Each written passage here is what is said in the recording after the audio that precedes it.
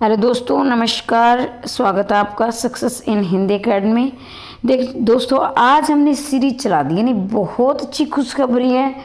जो एस्टेट पास करने वाले हैं, यानी एस्टेट भावी एस्टेटों के लिए, ये एस्टेट का पेपर आपने देख लिया होगा, 2023 पीजीटी का है। इसको बिल्कुल ये ना सोचे कि ये टीजीटी वाले नहीं करेंगे या पीजीटी वाले के नहीं करेंगे, दोनों के लिए ही बहुत महत्वपूर्ण है। और ये मैं जितने भी अब तक एस्टेट टीजीटी पीजीटी हुए सारे करवाऊंगी, लेकिन आपको मेरा साथ देना होगा।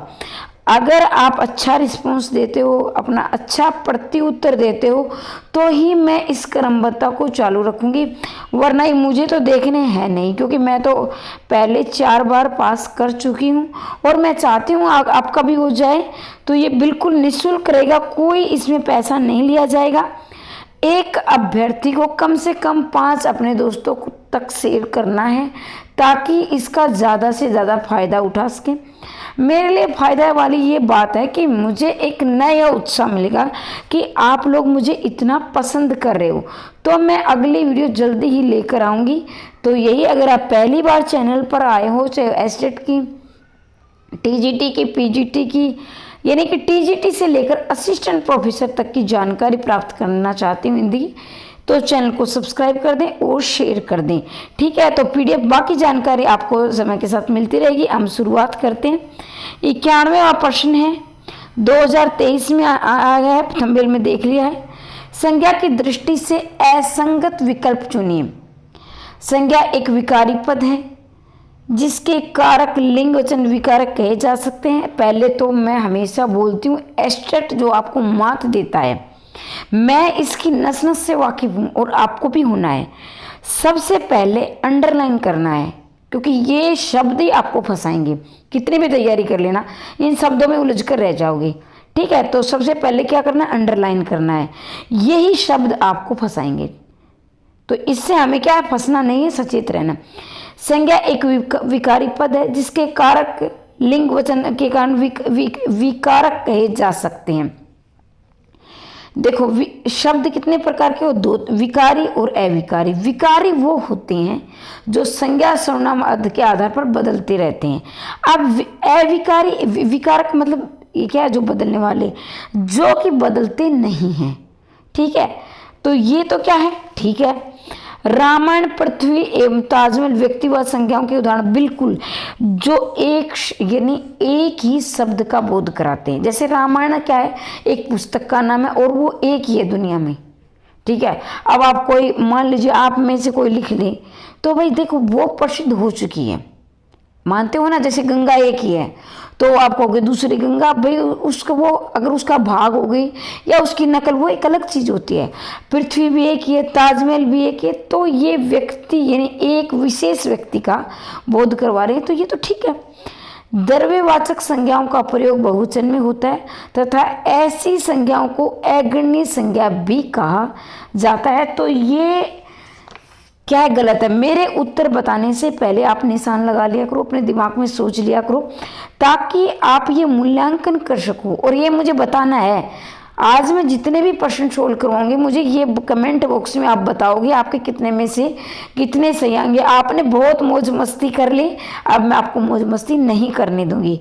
ठीक है, तो इसका यही क्या है, गलत है। ये क्यों गलत है, देखो, जो द्रव्यवाचक संज्ञा आमतौर पर एक वचन में होती है, यानी उसकी प्रकृति अगर बदल दे तो वो एक अलग बात है।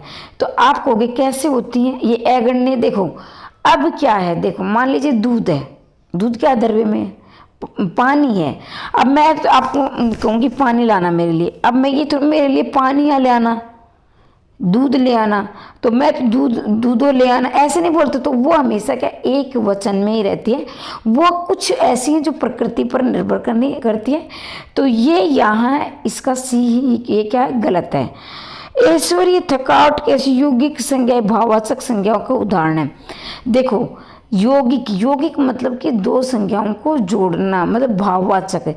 देखो, ऐश्वर्य, थकान, थकावट, तो इसमें क्या प्रत्यय लगाकर हम भाववाचक संज्ञाएं बना सकते हैं। ठीक है, अब क्या जातिवाचक संज्ञाओं में, अगर हम जातिवाचक संज्ञाओं में प्रत्यय लगा देते हैं तो वो क्या बन जाती है, भाववाचक संज्ञाएं बन जाती है। अगर आपने संज्ञा गहराई से पढ़ा है तो आप क्या है जरूरी इसको जानेंगी।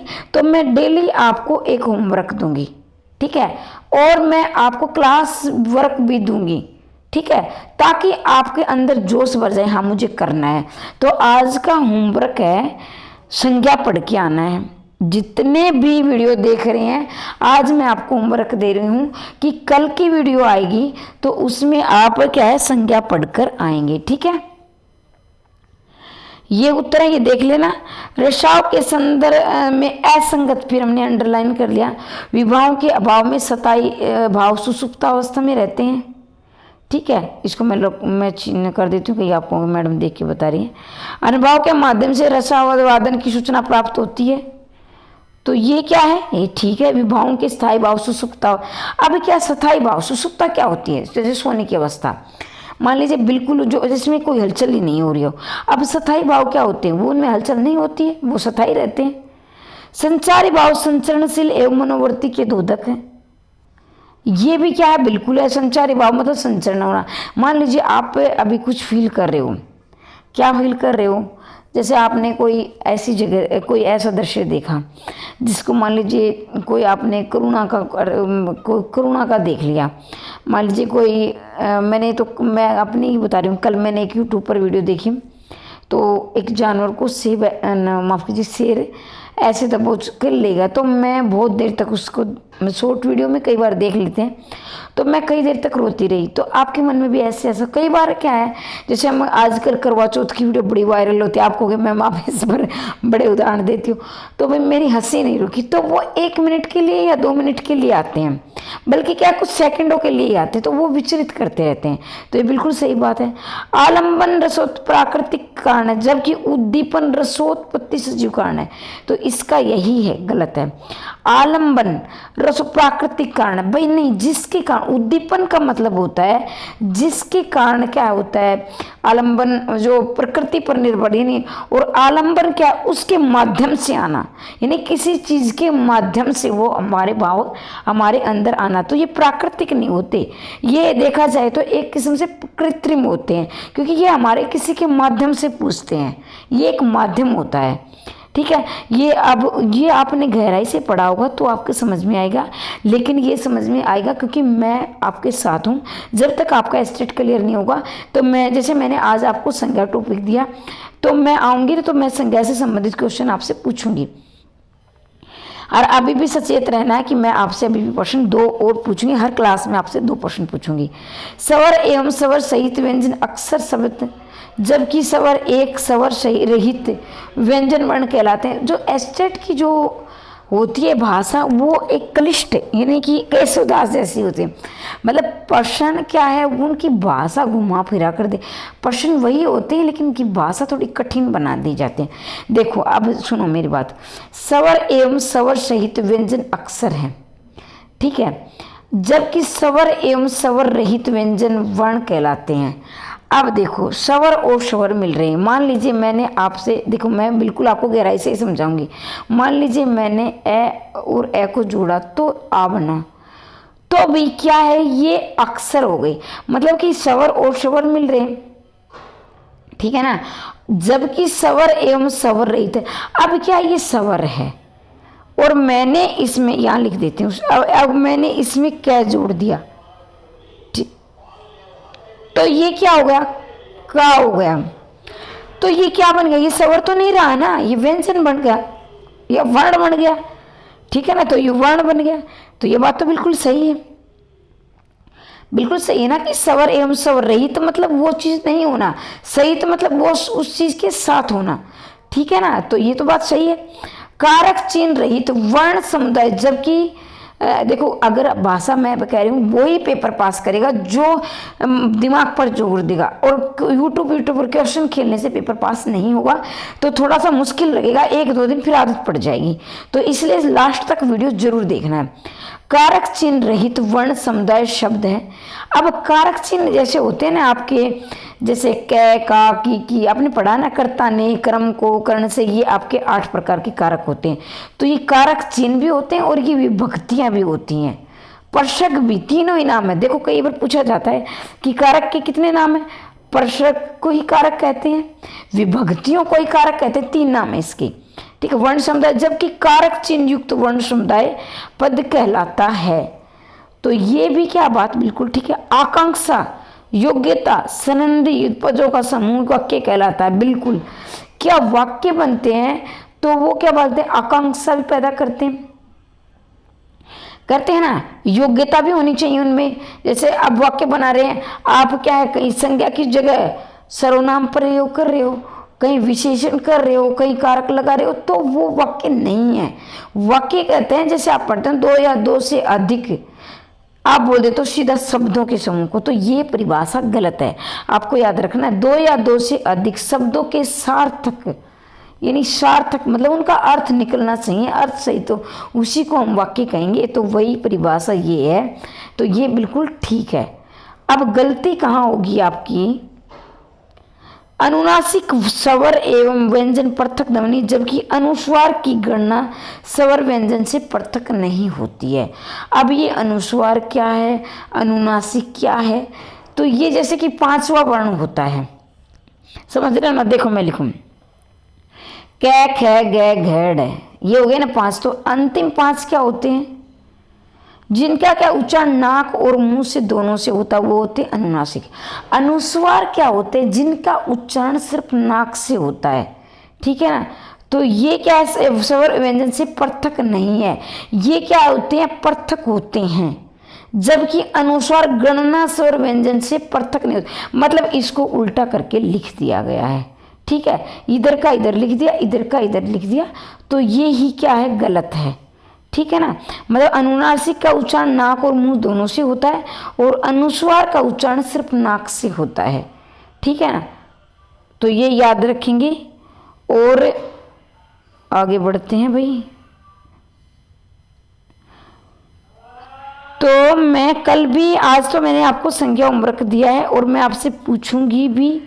आपको पता है कि मैंने आपको कहा है कि मैं आपसे 1 मिनट भाई, कुछ बेचने वाला आ गया, मुझे वीडियो रोकनी पड़ेगी भाई। दिवाली के समय बेचने वाले हमारी गली में बहुत आते रहते, और मैं सामंजस्य करती हूँ, आप भी सुन लिया करो, ठीक है। अब देखना यहाँ असंगत, मैंने सबसे पहले क्या कहा, आपको अंडरलाइन करना है, ठीक है। वीडियो थोड़ी लंबी जाएगी, लेकिन आपको धैर्य बनाकर रखना अगर सफलता चाहते हो तो।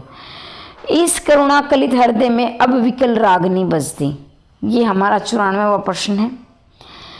तो इसमें क्या है, असंगत देखना है। तो 94, हाँ बिल्कुल 94 कर रहे हैं। करुणा कलित, तो 6 का अनुप्रास, देखो अनुप्रास के कितने भेद होते हैं, 6 का अनुप्रास, लाटानुप्रास, फिर तीसरा वृत्तानुप्रास, फिर श्रुत्यानुप्रास, और कौन सा, अंत्यानुप्रास। ऐसे अनुप्रास के 5 भेद होते हैं। अब 6 का अनुप्रास क्या है, 6 का अनुप्रास का मतलब होता है, इस देखो पहले ये सुनो ध्यान से, इस करुणा कलित हृदय में अब विकल रागनी बजती, जिसमें एक या दो वर्ण हो सकते हैं जो 2 बार रिपीट होते हैं, जिसमें वर्णों की आवृत्ति 6 का अनुप्रास में 2 बार, यानी वर्ण 2 बार होगा, माफ कीजिए वर्ण होगा 2, लेकिन रिपीटेशन यानी उसका दोहराव 1 बार होगा। वर्ण 2 बार होगा लेकिन उसका दोहराव 1 बार होगा। जैसे समझो, इस करुणा कलित हृदय में, देखो यहाँ क्या है, ये ठीक है। जैसे देखो कै 2 बार आया, 1 बार 2 बार, लेकिन इसकी आवृत्ति कितनी बार हुई है, 1 बार हुई है। मतलब 1 बार तो ये है ही, लेकिन इसको दोबारा और लिख दिया गया है। चाहे आप ऐसे याद कर लो, 2 बार ये लिखा हुआ मिलेगा, जैसे कै और कै। तो इसमें क्या होगा, 6 का अनुप्रास, ठीक है। तो इसमें क्या, वर्ण 2 बार लिखे हुए मिलेंगे आपको, यानी वर्ण की रिपीटेशन 1 बार होगी, यानी दोहराव 1 बार होगा, लेकिन लिखे हुए 2 बार 2 जगह हो जाएंगे। देखो ये समझ में आ गया होगा, ठीक है। अब करुण कलुन में कलिन, कछारन में, कुंजन क्यारन में, कलित कलिन किलंक लाटानुप्रास। तो इसमें क्या है, कौन सा प्रश्न है, हम 94 कर, 1 सेकंड रुको, 94 कर रहे हैं। तो इसमें आप बताओ कौन सा रहेगा, ठीक है। तो इसका यही क्या है, गलत है, यही गलत। अब ये कैसे गलत है ये भी बताओ ना, क्योंकि एस्टेट की तो बीमारी यही है, क्यों और कैसे हुए ना। तो उसमें क्या है, करुणा कलित कछान में कुंजन लाटा। देखो लाटान उपरास होता है जब एक वाक्य या उपवाक्य की आपको आवृत्ति मिलेगी, यानी वाक्य या उपवाक्य दोबारा से लिखा जाएगा। कहने का मतलब ये है कि वाक्य या उपवाक्य दोबारा लिखा जाएगा। मान लीजिए ये लाइन यहाँ, तो ये लाइन भी आपको यहाँ मिलेगी, लेकिन इसमें कहीं नहीं है। मान लीजिए या तो ये लाइन रिपीट मिलेगी इतनी इतनी, या फिर पूरी ही लाइन क्या है दोबारा।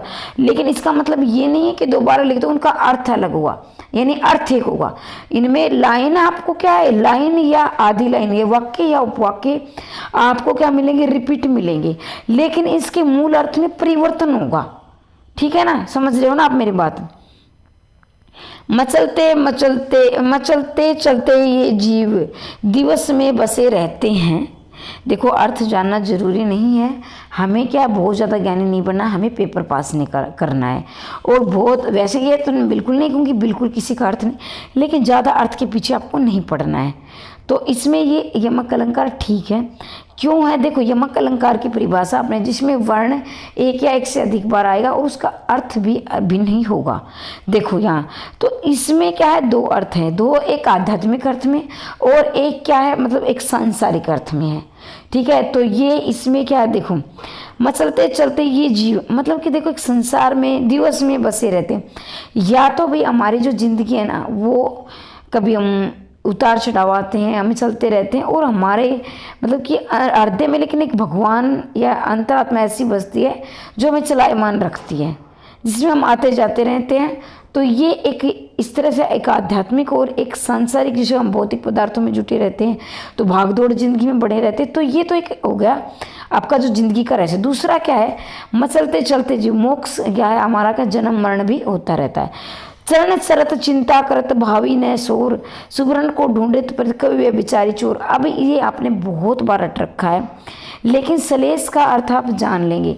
सलेस का अर्थ होता है चिपकना, यानी शब्द तो एक बार आएगा लेकिन उसके अर्थ में परिवर्तन आपको मिलेगा। अब देखो यहाँ देखो, सुवर्ण एक बार आया है, एक बार आया ना, लेकिन इसमें कितने, तीन अर्थ हैं। सुवर्ण को ढूंढत फिरत कवि, अब क्या है, मान लीजिए कवि कविता लिखता है तो वो अच्छे अच्छे वर्ण लिखेगा, माफ कीजिए अच्छे अच्छे शब्द लिखेगा। शब्द लिखेगा कि मतलब कि मेरी कविता सुंदर, कामी, कामी मतलब कि होता है जैसे सुंदर स्त्री की चाहना वाला कामुक व्यक्ति जो भोग विलासी, समझ रहे हो ना, इतने तो आप समझदार हो, शादीशुदा भी होंगे इसमें, और वैसे भी आपकी उम्र काफ़ी हो चुकी है, इतने समझ जाओगे। तो मतलब वो सुंदर सुंदर स्त्री ढूंढेगा। चोर का मतलब उसको धन दौलत से, सोने से, धन दौलत से मतलब है। तो ये क्या है, एक बार आया लेकिन इसके अर्थ कितने, तीन।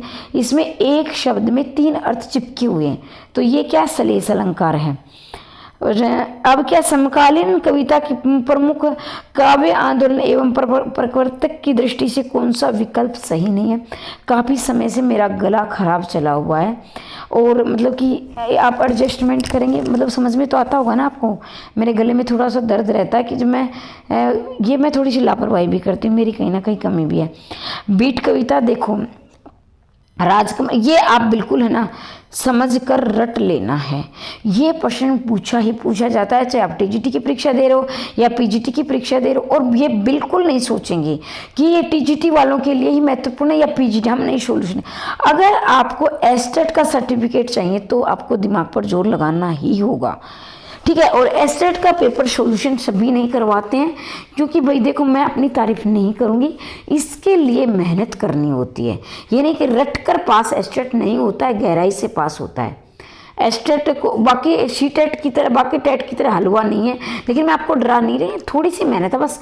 मेरे साथ आप 2 महीना मेहनत कर लो, मैं दूंगा आपको एस्टेट का सर्टिफिकेट, ठीक है। तो बीट कविता राजकमल चौधरी, बिल्कुल ठीक है, बीट कविता राजकमल चौधरी। युत्सवादी कविता श्री राम सिंह सुलभ है। फिर है सहज कविता, और ये कविता आंदोलन जगदीश चतुर्वेदी। तो इसका उत्तर है सी है, ये क्या गलत है। अब आज आपके लिए, आज नहीं अभी आप मुझे ये बताओगे कमेंट में ये किसकी है। अगर आपको नहीं पता तो मैं कल आपको बताऊंगी, लेकिन आज आपको बताने जिसको सहज कविता के प्रवर्तक का पता कौन है। तो एक बार फिर से मैं रिवीजन करती हूँ, ध्यान से सुनेंगे। बीट कविता राजकमल चौधरी, युत्सावादी श्री राम सिंह सलभ, युत्सावादी श्री राम सिंह सलभ। ए कविता जगदीश चतुर्वेदी। तो ये हमारा क्या है, गलत है। ठीक है, आगे बढ़ते हैं और ये प्रश्न बहुत महत्वपूर्ण, याद रखेंगे। पाठ्यक्रम निर्माण में वॉल्यूम के निर्धारण का महत्व इसलिए क्योंकि देखो जो वॉल्यूम का जो साइकोलॉजी जो सिद्धांत है, मैं ये कहूँगी वहाँ से प्रश्न एस्टेट बहुत एक इस तरह से पूछा जाए तो इसका फेवरेट है ये, तो उसको आप एक बार जरूर देख लेंगे। वॉल्यूम का आपको साइकोलॉजी में मिल जाएगा, तो उसको आप जरूर। ये निर्धारण सरल से जटिल सिद्धांत पर आधारित है। बिल्कुल बात सही है सर। देखो अब देखो मैं आपको क्या करो, मान लीजिए मैंने आपको होमवर्क में संज्ञा कर दिया, अब मैं बोल देती सीधा आप छंद पढ़ो, तो आप पता क्या कहते, अरे मैम ने मुझे तो क्या है, अब छंद जिसको पूरी व्याकरण का ज्ञान है वो छंद निकाल के ले जाएगा। अब आप कहोगे हमें तो क्या है, हमें तो वर्ण नहीं आ रहे हैं और उसमें क्या है वर्तनी नहीं आ रही है, तो हम छंद कैसे सोल्व करें। मैं दे सकती थी ना भी छंद दे दो, लेकिन जब हम सरल से जटिल की ओर बढ़ते हैं तो हमारा क्या है, हमें आत्मविश्वास आता है और हम सीखने में हमारी उत्सुकता भी बनी रहती है और हम लंबे समय से पूरा पाठ्यक्रम तैयार कर देते हैं। तो ये बात बिल्कुल सत्य है, वॉल्यूम के अनुसार भी है, वैसे भी सही है। इसकी सहायता से मूल्यांकन विधियों की वैधता का परीक्षण सरलतापूर्वक किया जा सकता है, तो ये बात भी ठीक है। इसकी सहायता से इन्होंने मूल्यांकन विधियों की वैधता मतलब जो वैज्ञानिक है वो सरलतापूर्वक हम कर सकते हैं। जो सरलता इस निदान से उचित परीक्षा स्थितियों के चयन में भी सुविधा होती है, तो ये बात भी क्या ठीक है। हाँ भाई उचित क्या काम ने क्या हमें कैसे पढ़ना है, क्या पढ़ना है। अब मान लीजिए अब मैं एस्टेट की, मान लीजिए मैं आपकी एस्टेट की तैयारी करवा रही हूँ और मैं आपको दे दूँ क्या है नेट का पाठ्यक्रम, तो आप क्या है उसमें क्या एस्टेट निकाल दोगी, तो उसके लिए उचित चीज़ आपके पास होनी जरूरी है और ये निर्धारण भी हमारे पास दिमाग होना चाहिए, हमें क्या है अपने पाठ्यक्रम से तैयारी करनी है। ये निर्धारण तर्क की अपेक्षा भावाधारित है, तो ये क्या गलत है। अब ये क्या चीज़ है भाई, तर्क क्या चीज़ है। अब तर्क ये चीज़ है, मान लीजिए मैं आपको कहूँ भाई ये क्या है, टीजीटी का पेपर है, तो कहेंगे मैडम का दिमाग खराब हुआ है अगर किसी ने दिया है ये पेपर, तो क्या है 2023 में पीजीटी का मैंने दिया था। तो आपके पास क्या है, तर्क है, प्रमाण दे रहे हो ना, तो वो क्या आपकी बात सत्य है। भावाधारित मतलब कि कुछ भावनाएं ऐसी होती हैं, जैसे कि मान लीजिए हम किसी भी उसको क्या है, हम ये नहीं देखते कि ये साइंस की तरह ठीक है या गलत है, सिर्फ भावना। अब मान लीजिए कोई विद्यार्थी ऐसा है जो अंधाधुंध मुझे चाहता हो, भाई ऐसा तो आजकल नहीं है, लेकिन चाहता तो वो कि चलो मैम की वीडियो से मुझे कुछ ना कुछ सीखने को मिलेगा, मैं भी देख लेती हूँ, तो वो आपकी क्या भावनाएं हैं, ठीक है समझ रहे हैं, वो आपकी क्या भावनाएं। लेकिन कोई विद्यार्थी तार्किक विद्यार्थी होगा ना, वो ये देखेगा हाँ ये एस्टेट के लिए ही महत्वपूर्ण है, तो एस्टेट वाला ही देखेगा उसको, समझ रहे हो ना आप मेरी बात। तो ये क्या है, जो वॉल्यूम ने जो सिद्धांत दिया वो तर्क के आधार पर दिया है, ना कि भावनाओं के आधार पर। रस निष्पत्ति सूत्र से संबंधित व्याख्याता आचार्यों के विषय में प्रदत्त विवरण से किस विकल्प में असंगत है। तो देखो मैं अभी क्या आपको इतनी वीडियो, अभी 23 मिनट जा चुके हैं, लेकिन क्या वीडियो लंबी होगी, आपको धैर्य बनाकर रखना है।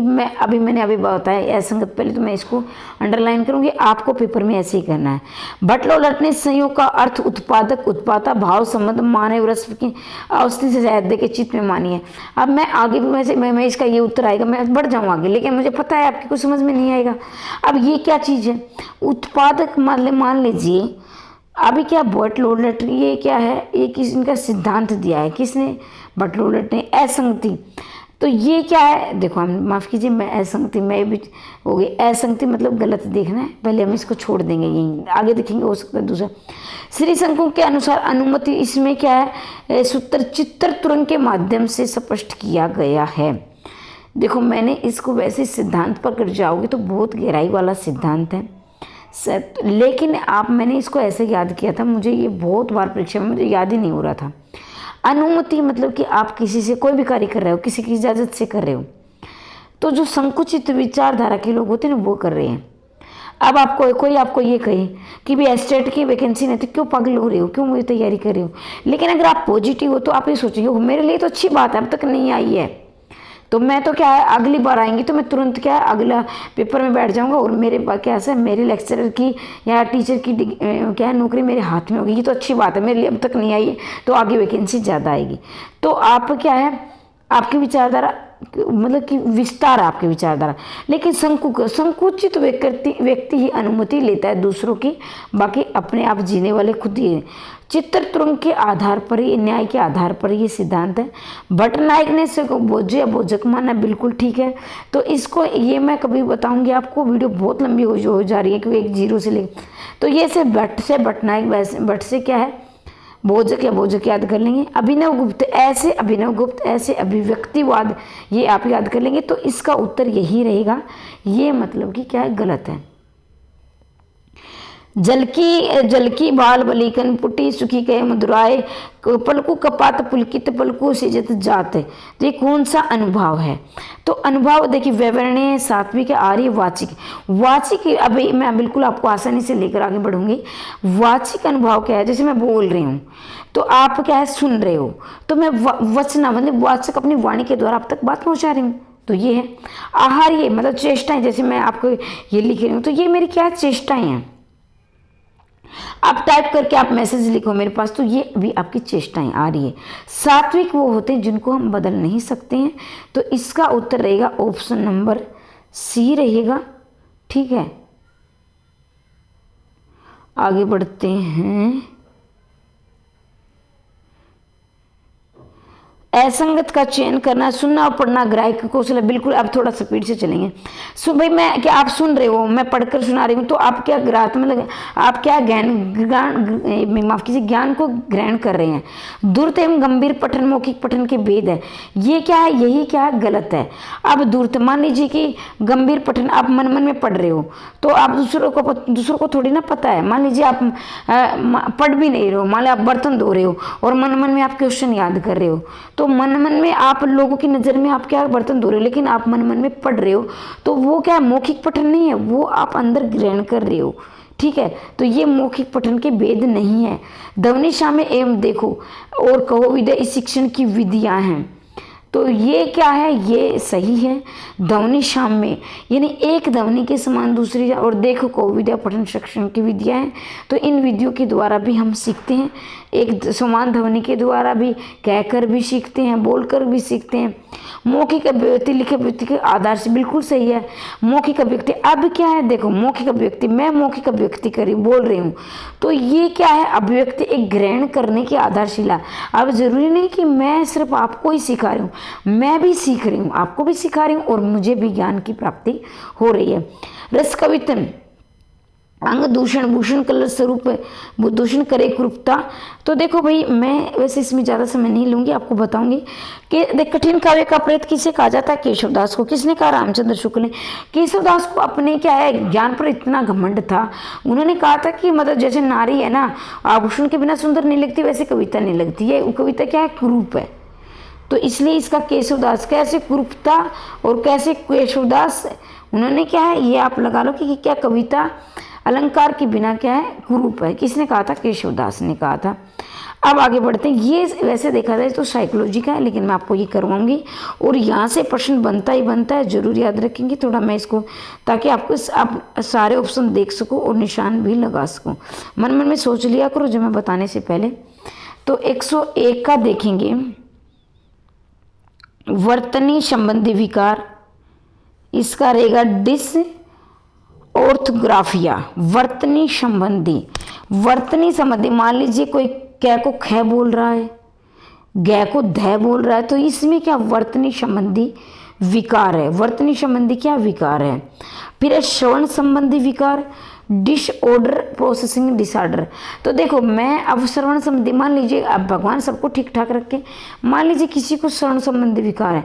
अब मैं बोल रही हूँ, मैं बोल कुछ रही हूँ और उस क्या है वो या तो उसके पास पहुँच ही नहीं रहा, या नहीं उसको कम सुनाई देता है, या थोड़ा बहुत मतलब कि ऐसा है कि उसकी क्या है मतलब कि मैं जो बोल रही हूँ उसको आधी बातें सुनाई दे रही है, या मैं जो बोल रही हूँ उसका विपरीत सुनाई दे रहा है।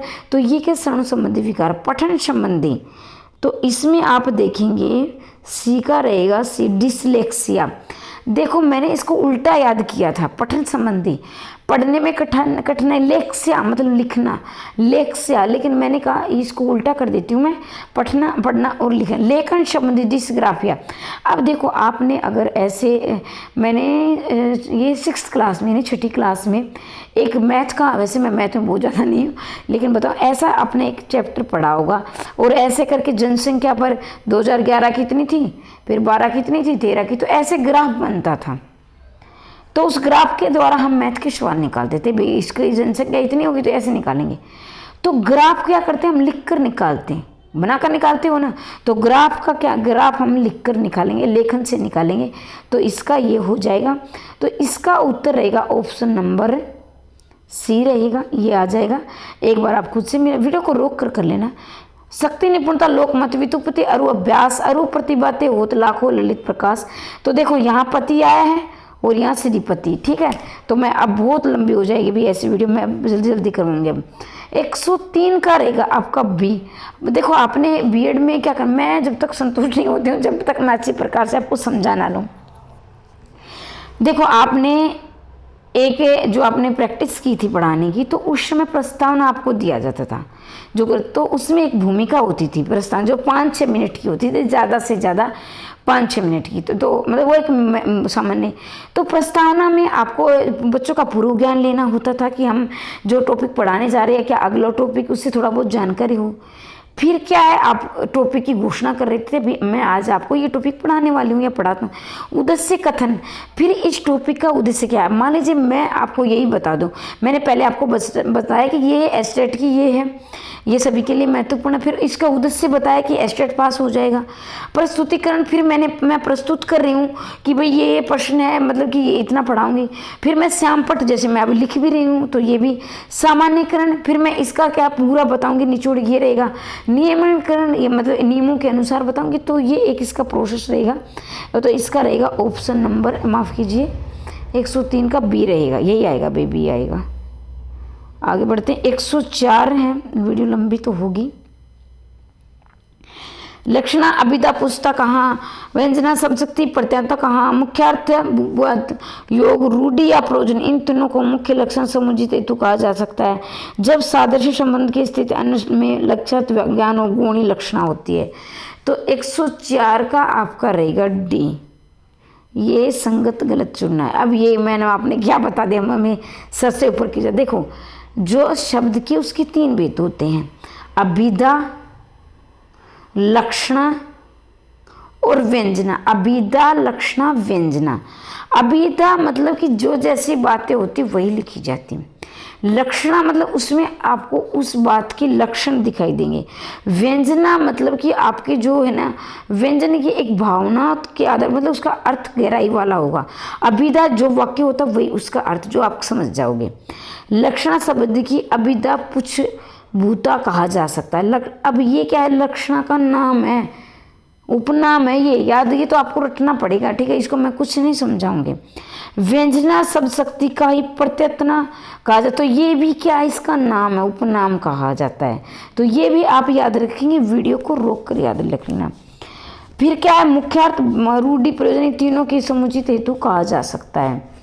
तो ये भी क्या है, मुख्यार्थ है, मुख्य अर्थ है, उसका योग है, जोड़ है, रूढ़ि या प्रयोजन उसका प्रयोजन है। इन तीनों को लक्षण या समुचित हेतु कहा जा सकता है। तो ये इसका गलत है, ये डी गलत है। बाकी आपको क्या करना है, इनके तीनों ही उपनाम आप याद कर लेंगे वीडियो को रोक कर, ठीक है। अब 105 का देखेंगे आप। भिखारिण उपन्यास से संगत नहीं है। भिखारिण क्या है, उपन्यास है, ये बात क्या बिल्कुल सही है। दर्द के पैबंद क्या ये कहानी है, ये दर्द के पैबंद कहानी नहीं है। तृप्ता शरण ये इसका उत्तर है, ये नाटक है। मोरिस मोहिक उठाओ क्या है, निबंध है, ये क्या है, निबंध है। तो ये आगे देखेंगे, भाषा संचरण प्रणाली का गुण नहीं है।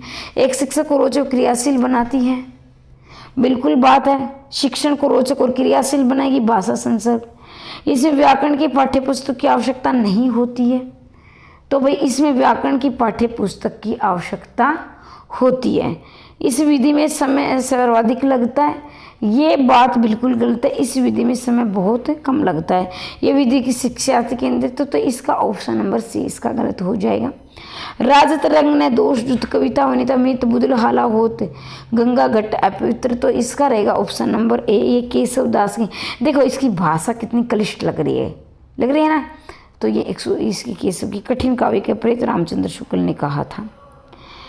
असंगत देखो, और कठिन गद्य का प्रेत आगे को कहा जाता है, ये याद रखेंगे अंतर। और ये क्या है, केशवदास इसने कहा था रामचंद्र शुक्ल ने। तो मात्राएं स्वर व्यंजन वर्ण में अंकित की जाती है, व्यंजन वर्ण पर नहीं। किसी भी छंद का वाचन करते स्वर आने वाली आरोह अवरोह को तुक कहा जाता है। मर्म सर्वगुण होता है, नगण्य सर्वलोक होता है, वर्ता का रचयिता भट्ट है, जबकि छंद आचार्य पद्माकर द्वारा लिखी जाती हैं। तो 108 का बी रहेगा आपका, ये गलत है। अब आपके सर के ऊपर के जा रहा है, मुझे पता है, मुझे बताना पड़ेगा। मात्राएं सदैव स्वर या स्वर युक्त वर्णों पर ही अंकित की जाती है, वर्ण व्यंजनों पर नहीं। तो ये मात्राएं क्या है, स्वर और व्यंजन, जो स्वर या स्वर से युक्त है, यानी या तो स्वर होगा या स्वर में मिला होगा। अब देखो मैंने लिखा कै, ठीक है, अब मैंने इसकी मात्रा लगा दी तो इसमें ई बन गया, माफ़ कीजिए, देखो ये वाले की है ये छोटी है, ये वाली की है बड़ी है, तो हाँ ये वाली की है बड़ी है, एक मिनट, ये क्या छोटी है, ये क्या बड़ी है। तो इसमें वर्ण, इसमें क्या है, ये स्वर मिल गया, ये मिल गया ना, तो ये बात बिल्कुल सही है कि स्वर से स्वरों से जुड़े व्यंजनों पर नहीं, बिल्कुल व्यंजन पर मात्रा नहीं आएगी। क्यों नहीं आएगी, क्योंकि हमने उसको स्वरों को मिलाना होगा। किसी भी छंद का वाचन करते समय स्वर में आने वाली आरोह अवरोह को तुक कहा जाता है। तो ये बात क्या है, गलत है। किसी भी छंद का आने वाले अवरोह को, आरोह और अवरोह को यति कहा जाता है, मतलब रुकना होता है, उसमें रुकना होता है नहीं यति। और तुक तो जो लय के द्वारा गाए जाते हैं वो तुक होते हैं। मगण सर्वगण है जबकि नगण सर्व लघु है, ये बात बिल्कुल सही है। तो ये लघु सर्व के आपको याद करने होंगे। वर्तनाकर के रचिता केदार भट्ट है जबकि छंद मजरी के पद्माकर है। ये वर्त रत्नाकर के रचिता कौन है, केदार भट्ट। वर्त रत्नाकर के केदार भट्ट है जबकि छंद मजरी किसकी रचना है, पद्माकर की है। तो ये क्या है, आपको असंगति देखना है। 109 का रहेगा आपका। कुआनो नदी सर्वशील दास सक्सेना काल में सार्स कंठ दुष्यंत कुमार मछलीगर विदेश, ये देखना है। तो 109 का रहेगा आपका बी। अकाल में सारस क्या है, ये किसकी है, ये आप कमेंट बॉक्स में बताओगे, ठीक है ना। कुआनो नदी किसकी, सर्वशील दक्षिण है की। कंठ विश्वाय किसकी, दुष्यंत कुमार की रचना है। मछलीगर विजय देव नारायण शाही की है। देखो अगर आपको इसकी PDF चाहिए ना, तो PDF के लिए आप क्या है 90 68 68 49 54 पर मैसेज करके प्राप्त करेंगे। अगर आप एस्टेट की तैयारी कर रहे हैं तो मात्र और मात्र क्या 899 रुपये में इस PDF को प्राप्त कर सकते हैं, ठीक है ना। वैसे 999 भी मैंने दिए है, लेकिन अभी मैं क्या है 999 रुपये की, यानी 1100 तक के मैंने दिए हैं। लेकिन अभी क्या मैंने सोचा कि दिवाली के ऑफर पे मैं दिवाली तक ले सकते हैं, उसके बाद में इसका रेट बढ़ा दूंगी। तो ये आप ले सकते हैं 899 की, दिवाली तक ऑफर रहेगा आपका। चमचमाती जन घूंघट पर जिन मानुष विकल जलत उछलत मीने, तो ये कौन सा अलंकार है, 110 का रहेगा आपका। तो लेकिन ऑप्शन तो देखेंगे ना कौन सा है, आपको तो मुझे दिखाना होगा ना। ये बी। उत्प्रेक्ष अलंकार क्या होता है, जैसे मानो मनो जानो जनो है, ये उसमें शब्द मिले थे, मानो मनो जानो जनो। तो देखेंगे इसमें है या नहीं है, ये मिल गया अभी मानो। तो ये क्या है, उत्प्रेक्ष। मानो मनो जानो जनो मनु, ये सब शब्द क्या उसमें थे। तो भाई आज के लिए हम इतना ही करते हैं। अगर आप PDF चाहते हैं तो आप मेरे से इस नंबर 68 68 49 54 पर मैसेज प्राप्त कर सकते हैं।